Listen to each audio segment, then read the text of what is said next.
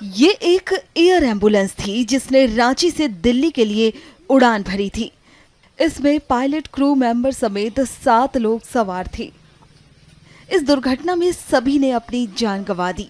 बता दें कि ये चार्टर एयर एम्बुलेंस चतरा जिले के सिमरिया थाना क्षेत्र अंतर्गत कथियातू के जंगलों में क्रैश हुई।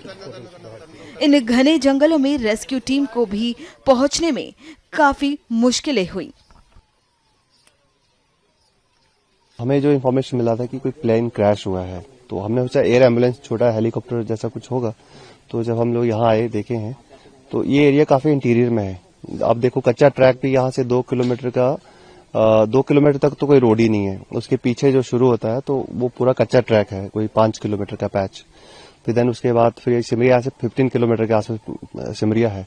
तो जब रात को यहाँ पहुंचे हम लोग, तो तब यहाँ पे देखा तो यहाँ तो सब तो बचा तो कोई नहीं था, लाइव तो कोई था नहीं उसमें, लेकिन थे सब जो डेड थे, तो उनको निकाला गया, रिट्रीव किया गया बॉडीज को इसमें से। तो क्योंकि मेटालिक बॉडी होती है तो उसमें फंसे हुए थे, पूरी बॉडी जो है उसमें इंटेंगल हो गए थे अंदर की तरफ ही पूरा। तो वो उनको फिर काफी कठिनाई हुई उनको निकालने में।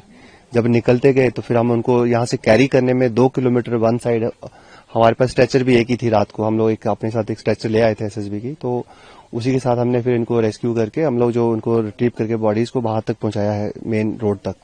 तो ये 2 किलोमीटर का पैच था, जंगल से होते हुए आप देखो कैसे उसको ले जाके हम लोग वहां तक उनको पहुंचाए हैं।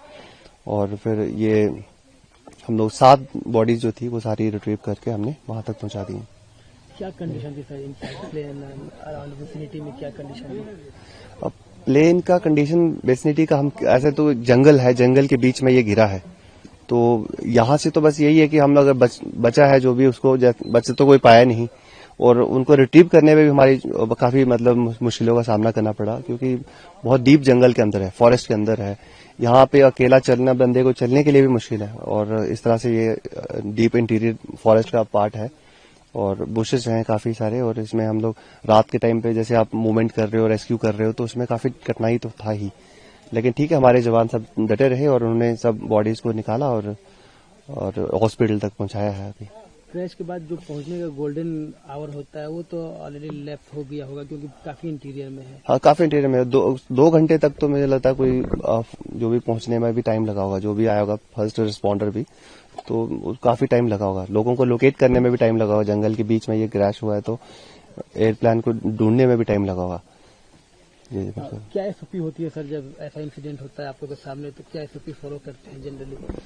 देखिए, एसओपी जो हम लोग तो सिर्फ रेस्क्यू और उसके लिए आए हुए थे। रेस्क्यू के लिए जो हमारी रेस्क्यू एसओपी होती है उसी को हम फॉलो कर रहे थे।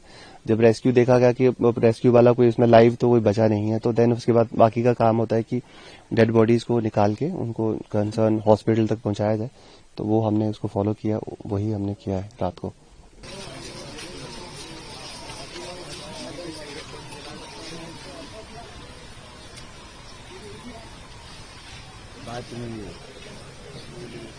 कम से कम ऊपर तो ऊपर वाला तो यहाँ जैसी जगह खड़ा है।